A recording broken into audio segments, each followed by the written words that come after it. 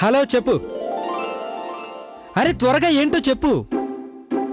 Kit బావు గారు, అయినా నీకు ఎన్నిసార్లు చెప్పుంటాను 10-15 crores కోసం నన్ను ఊరికే డిస్టర్బ్ చెయ్యొద్దు అని. ఆఫర్ బాగుంటే డీల్ క్లోజ్ చేయొచ్చు కదా. అయినా కూడా ఆక్సిజన్ బిజినెస్ లో లాభం కొంచెం తక్కువ వచ్చినా పెద్ద నష్టం ఏం లేదులే. మనకి పుణ్యం అయితే బాగా వస్తుంది కదా. కస్టమర్లు మనకి డబ్బులు ఇచ్చి వెళ్తారు, అలాగే ఆశీర్వదించి వెళ్తారు. ఓ ఐ స్వేర్, నేను చెప్తున్నాను కదా, go ahead, come on do it. ఎలా చూసినా మనకి లాభమే వస్తుంది.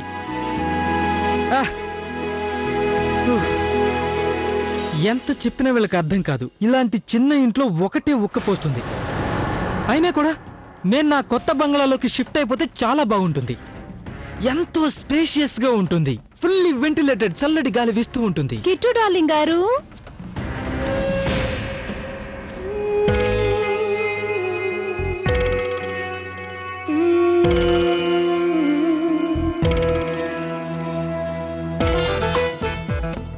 కమాన్ కమాన్ డార్లింగ్, నా మీనాక్షి డార్లింగ్.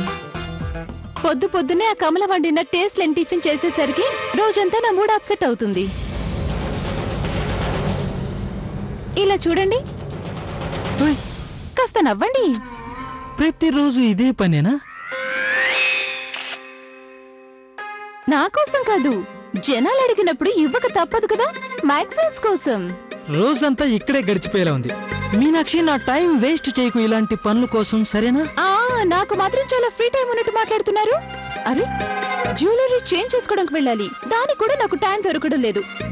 ఈ రోజు మాత్రం ఏది ఏమైనా సరే ఈ పని పూర్తి చేయాల్సిందే, లేదంటే ఎవరైనా ఇన్సల్ట్ చేయరు.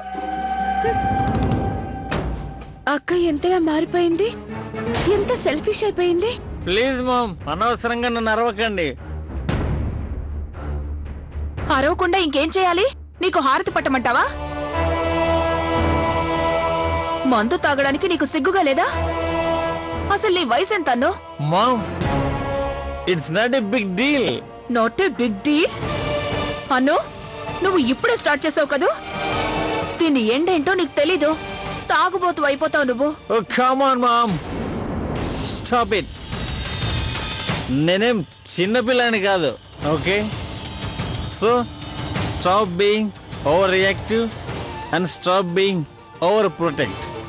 నా సంగతి నేను చూసుకోగలను. నాకు ఇప్పుడు మీ అవసరం లేదు.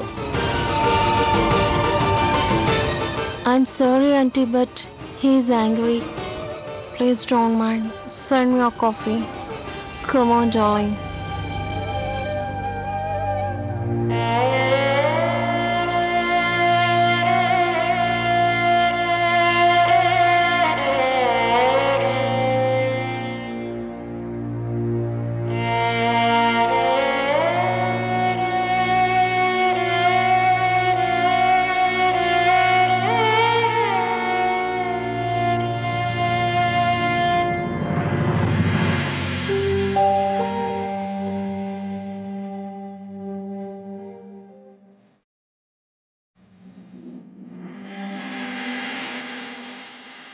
శివబాబు గారు, కమిషనర్ ఆఫ్ పోలీసా?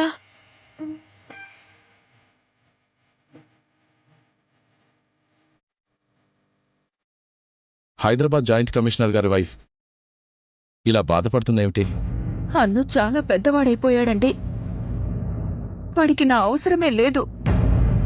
నాకు నిన్న మొన్న జరిగినట్టుంది. అన్ను నా నుంచి ప్రామిస్ తీసుకున్నాడు. నేను వాణ్ణి అందరికన్నా ఎక్కువగా ప్రేమించాలి అని. నేను అదే చేస్తూ వచ్చాను. కానీ నేను ఎక్కడో ఏదో పొరపాటు చేశాను. అన్ను ఇంతలా మారిపోయాడు.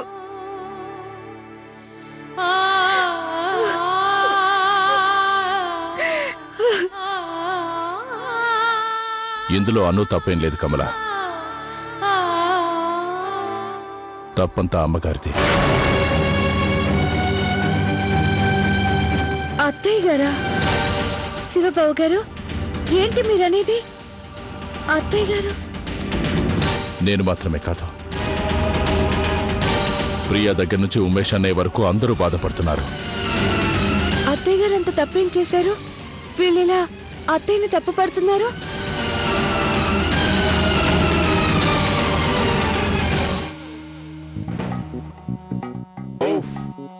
ఈ ముసల్ది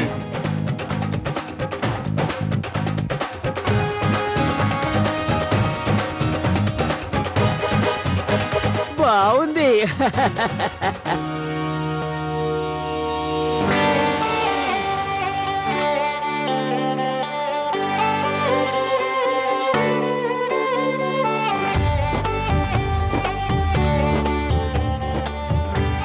బామ్మగారు తీసుకోండి, జ్యూస్ తీసుకోండి. థ్యాంక్ గాడ్, నేను మాత్రం లావ్ అవ్వలేదు.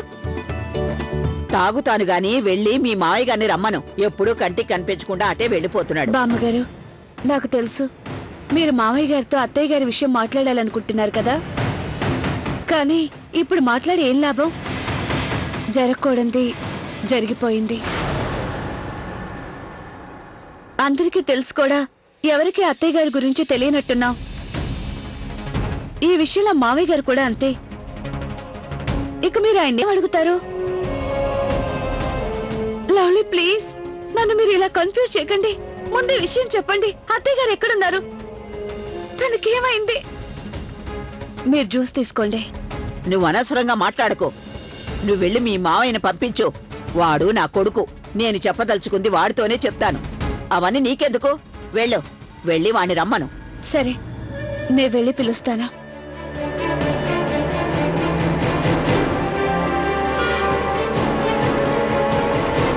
అసలు ఏం జరుగుంటుంది?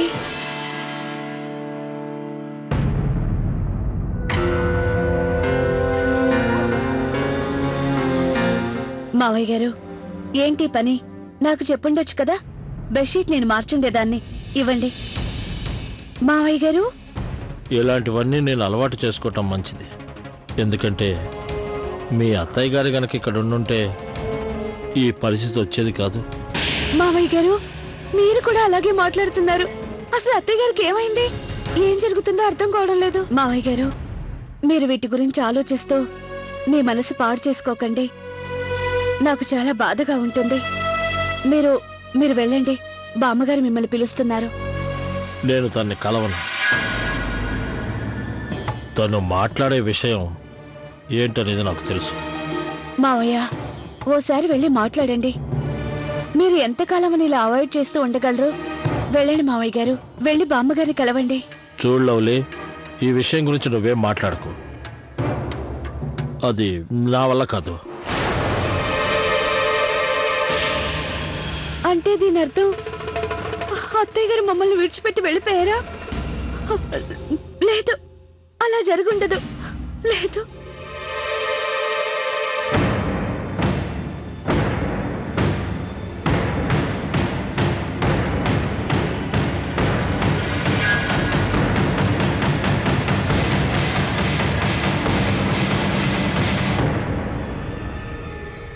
లవ్లీ, ఎక్కడికి వెళ్ళిపోయావు? నువ్వు మర్చిపోయావా? రేపు సంజయ్ది 16th బర్త్డే. ఇంతవరకు ఏర్పాట్లేమీ చేయలేదేంటి? ఏర్పాట్లు అయిపోయాయి కార్తీక్. అయినా ఎంతసేపు పడుతుందని చెప్పు సంధ్య బర్త్డే పార్టీ ఏర్పాట్లు చేయడానికి? అయినా తనకి ఇంట్లో చేసినవేవి నచ్చవు కదా. చూడు లవ్లీ, రేపు సంధ్య బర్త్డే కదా, నువ్వు పాత రోజులు గుర్తు చేయకు.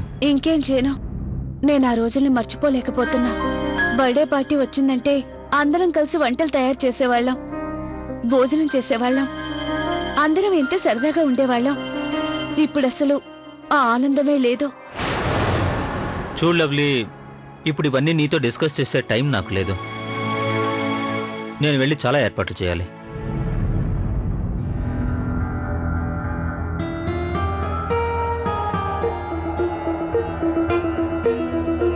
మేమందరం కలిసి చాలా ఫోటోలు తీసుకునేవాళ్ళం కదా. ఆ ఫోటోలన్నిటినీ హాల్లో పెట్టేవాళ్ళం. వాటిని చూస్తే అత్తయ్య గారి గురించి ఏమైనా తెలియచ్చు. హాల్లోకి వెళ్ళి చూస్తాను.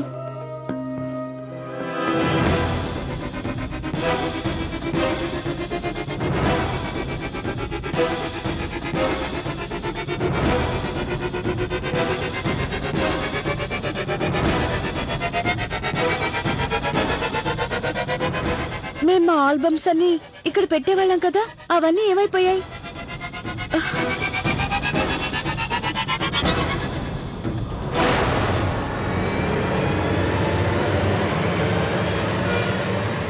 నేను అత్తయ్య గారి గురించి ఎలా తెలుసుకోవాలి?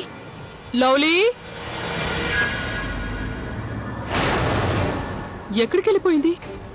అత్తయ్య, అంతా మారిపోయింది. కానీ ఇన్నేళ్లు గడిచినా అత్తయ్యలో ఏ మార్పు లేదు. ఇంతకు ముందులాగే ఉన్నారు.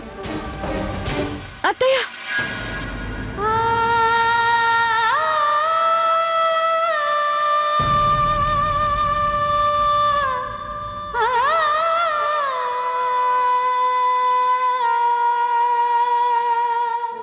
అత్తయ్య, మీరు ఎక్కడికి వెళ్ళారు? నేను చాలా సేపటి నుంచి వెతుకుతున్నాను. లవ్లీ, నీకేమైంది? నువ్వు నన్ను ఎప్పుడు చూసినా సరే, ఎన్నో ఏళ్ల తర్వాత చూసినట్టు చాలా విచిత్రంగా ప్రవర్తిస్తున్నావే. అత్తయ్య గారు, నేను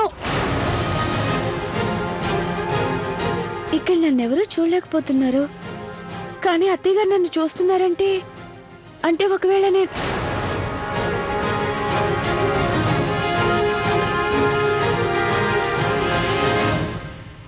లవ్లీ, అంత కంగారు పడుతున్నావు దేనికి? చూడమ్మా, నా చెవులు కళ్ళు ఇంకా సరిగ్గానే పనిచేస్తున్నాయి. నాకు వినపడుతుంది, కనపడుతుంది, నేను అర్థం చేసుకోగలను. ఈ ఇంట్లో ఉంటూనే నువ్వు ఏ లోకంలో ఉంటున్నావో అర్థం కావట్లేదు. ఎవరు ఎన్నిసార్లు పిలిచినా నీకు అసలు వినపడమే లేదు. సారీ అత్తయ్య, అది నేను... చాలు, నువ్వు మళ్ళీ సాకులు చెప్పకు. నీతో కబుర్లు చెప్పేంత టైం నా దగ్గర ఇప్పుడు లేదు, అర్థమైందా?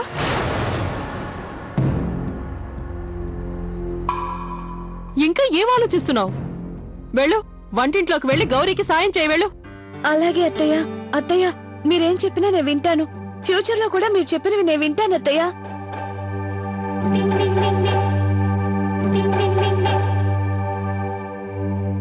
బాగుంది. ఇది ఇంత ప్రత్యేకంగా చెప్పాలా? నేను ఈనాటి వరకు అత్తగారి మాటే వింటాను. ఈ లవ్లీ ఏ విషయం గురించి ఇంతలా కంగారు పడుతుందో అర్థం కావట్లేదు. ఈ రోజు నేను ఇంతలా ఎందుకు బాధపడుతున్నానో అది మీకు నేను చెప్పలేను అత్తయ్య. మీకెలా చెప్పగలను? మీరు లేకపోతే ఇల్లు ఎంత శూన్యంగా ఉంటుందో. అత్తయ్య, మీరు భవిష్యత్తులో నాకెందుకు కనిపించట్లేదో. అసలు మీరు ఎక్కడికి వెళ్ళారు అత్తయ్య?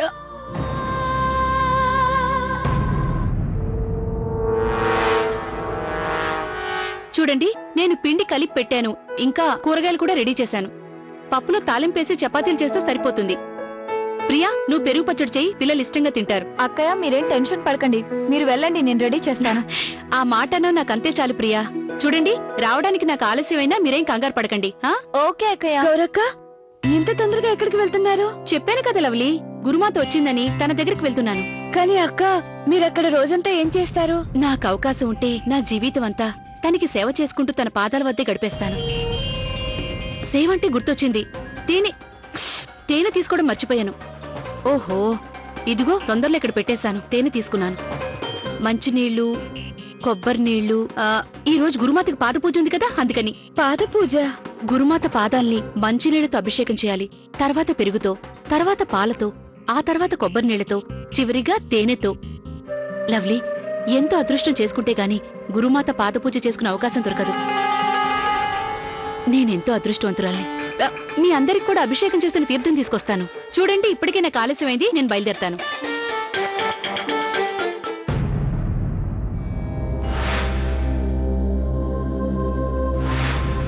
నేను భవిష్యత్తులో చూసినవన్నీ ఇప్పుడు నిజమయ్యేటట్టుగా కనిపిస్తున్నాయి. అక్కయ్య గనుక తన జీవితాన్ని ఆ గురుమాత వెనుక తిరిగి గడిపేసిందంటే బావగారు ఏం చేస్తారు? అసలు ఈ గురుమాత ఎవరు? తన గురించి తెలుసుకోవాలి.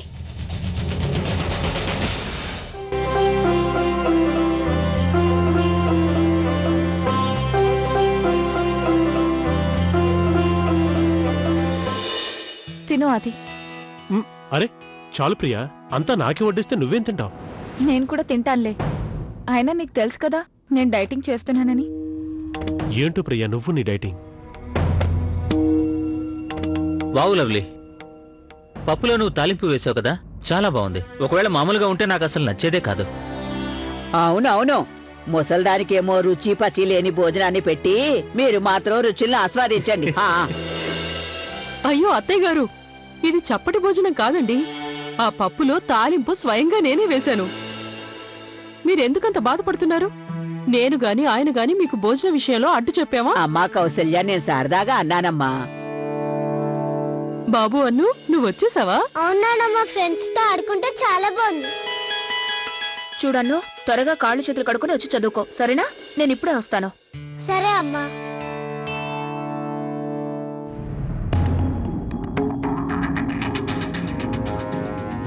అన్ను చాలా పెద్దవాడైపోయాడండి. వాడికి నా అవసరమే లేదు.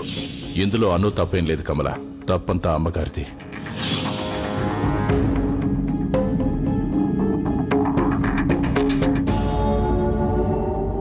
చాలా బాగుందే అన్నయ్య, మంచి ఐడియా వచ్చింది. నిజంగా నాకు చాలా గొప్ప ఐడియా వచ్చింది తెలుసా? నీ ఐడియా ఏంటో చెప్పు.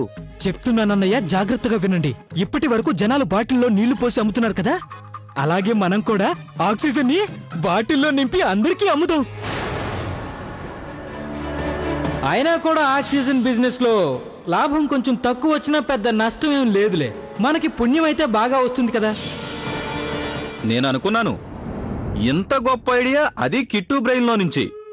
సూపర్. కానీ ఈ ఐడియా అస్సలు బాగోలేదు. బిజినెస్ రన్ అవ్వదు. ఉమేష్ అన్నయ్య, మీరు అలాగే చూస్తూ ఉండండి. నేను ఈ బిజినెస్ నే చేస్తాను. ఈ బిజినెస్ లో చాలా గొప్పవాణ్ణి కూడా అవుతాను. కిట్టు బాబు గారు, మీరు చెప్పేది కూడా నిజమే. మీ ఫ్యూచర్ లో ఈ బిజినెస్ లో చాలా ప్రాఫిట్ ఉంటుంది. అలాగా? అంటే ఈ రోజు నువ్వు చెప్పే భవిష్యవాణి ఇదే అన్నమాట. నీకు తెలుసా అమ్మా, లవ్లీ కూడా ఈ మధ్య ఒక కొత్త బిజినెస్ స్టార్ట్ చేసింది. తను భవిష్యత్తు చెప్తుంది. పర్వాలేదు, నాకు నమ్మకం ఉంది. ఈ బిజినెస్ లో కూడా తనకి బాగా ప్రాఫిట్ ఉంటుంది. నువ్వేం టెన్షన్ అవ్వకు, నీకు నా ఆశీర్వాదం ఎప్పుడూ ఉంటుంది. ఇది నవ్వుకునే విషయం కాదు. మీకు అర్థమయ్యేలా ఎలా చెప్పాలి? నేను ఇంత ఆనందంగా ఉండే కుటుంబాన్ని ఎంత ఘోరమైన పరిస్థితుల్లో చూశానో తెలుసా? అత్తయ్య గారు లేకుండా ఈ కుటుంబం మొత్తం చెల్లా చెదరైపోయింది.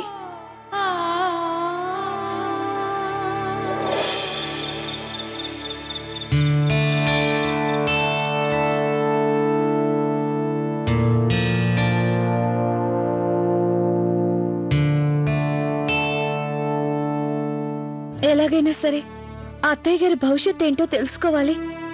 అప్పటి వరకు నాకు నిద్ర పట్టదు. నేను మళ్ళీ భవిష్యత్తులోకి వెళ్లాల్సిందే.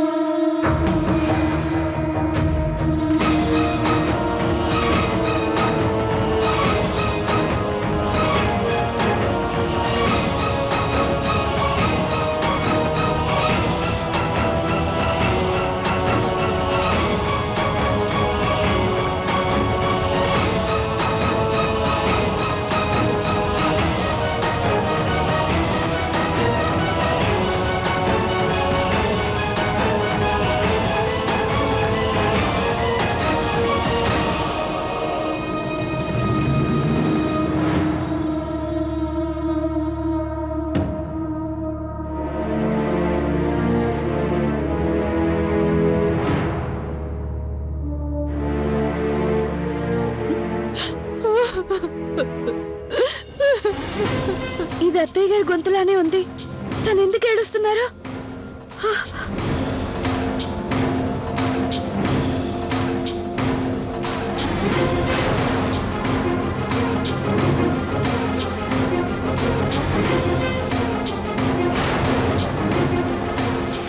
అత్తయ్య, లవ్లీ, అత్తయ్య మీకేమైంది?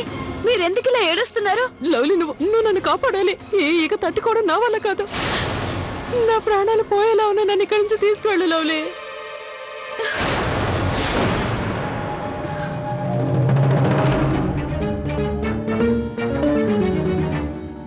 ఇలాంటి పీడికలు వచ్చిందేంటి?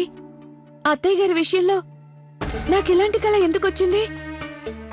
ఈ కళ దేనికి సిగ్నల్ అయ్యుంటుంది? భగవంతుడా.